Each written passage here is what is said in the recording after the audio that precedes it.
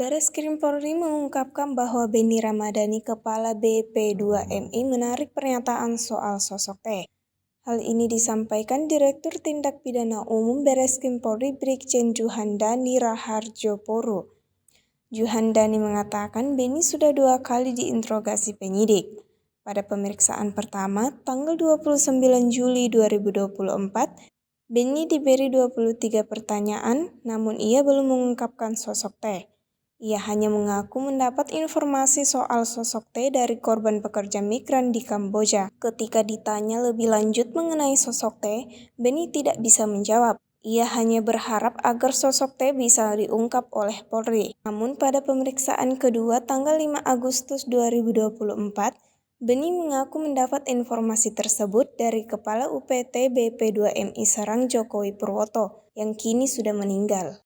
Pada minggu yang lalu, beliau sudah menyampaikan pemeriksaan sebanyak 23 pertanyaan.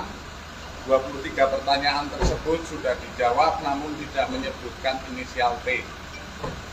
Kemudian hari ini dilanjutkan pemeriksaan, namun ada beberapa hal yang oleh yang bersangkutan dirubah pertanyaan di tanggal 23, yaitu terkait materi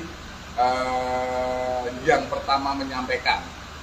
Kalau pada awal mulanya kemarin pada 23 Mei itu menyampaikan dari salah seorang ataupun korban